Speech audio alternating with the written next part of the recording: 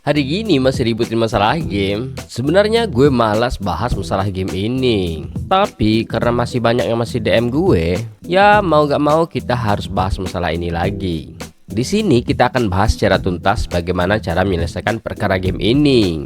Jadi ada beberapa poin teknis yang kita harus tes terlebih dahulu. Yang pertama itu adalah sumber ISP-nya, dan yang kedua itu adalah link lokal kita. Ketiga, kita harus perhatikan dulu pada CPU load MikroTik. Keempat, komunikasi router klien ke end device seperti HP atau laptop. Oke, kita akan bahas dulu. Yang pertama itu adalah sumber ISP-nya terlebih dahulu. Di sini kita harus melakukan tes bermain game langsung dari router sumber yang kita gunakan. Untuk melakukan tes ini, kita pastikan trafik dalam keadaan padat sekitar 80 atau 90%. Misalkan kamu menggunakan bandwidth 100 Mbps, jadi pada MikroTik kita harus limit terlebih dahulu sekitar 80 Mbps atau 90 Mbps terlebih dahulu. Contohnya di sini kita limit terlebih dahulu sekitar 80 Mbps. Jadi sisanya 20 Mbps untuk tes game langsung pada sumber ISP.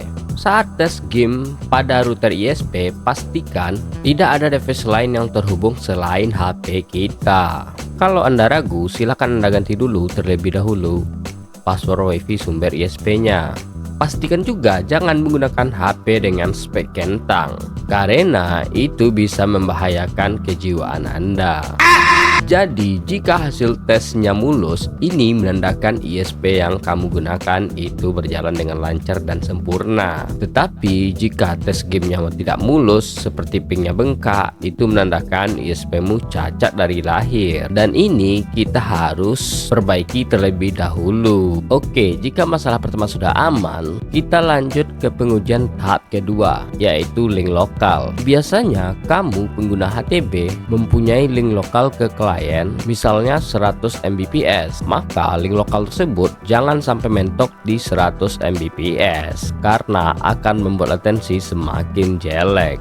Solusinya, silakan kamu limit pada query globalnya itu sekitar misalkan 90 Mbps. Dalam limitasi 90 Mbps tadi, itu game dan ICMP tidak termasuk di dalamnya alias terbypass. Tetapi jika kamu pengguna OLT dan bandwidth belum melebihi 1G, maka abaikanlah instruksi ini. Selanjutnya, jika kamu pengguna IP statik dan PPPoE pada router klien, misal kamu limit 5 Mbps, maka di dalam limitasi 5 Mbps tersebut, game dan ICMP tidak termasuk di dalamnya alias kita bypass. Dengan begitu, game akan tetap lancar walaupun klien ini menyentuh traffic limitnya misalkan di 5 Mbps tadi. Ini kita lakukan pada Simple Queue. Masalah ketiga terletak pada CPU load MikroTik.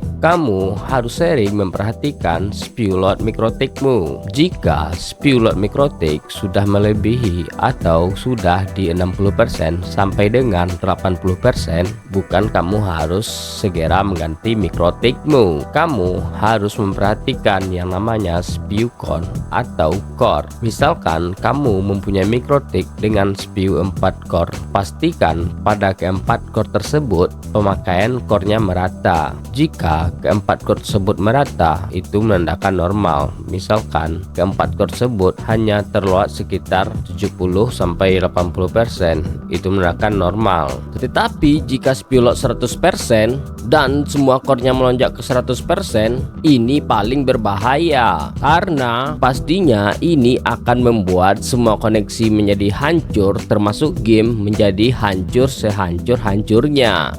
Masalah keempat itu ada komunikasi antara router klien ke HP atau end user. Di sini kita coba tes bermain game terlebih dahulu di sisi klien menggunakan HP dan laptop. HP terhubung melalui wireless, sedangkan laptop terhubung melalui kabelan. Pastikan HP dan laptopmu speknya jangan yang kentang.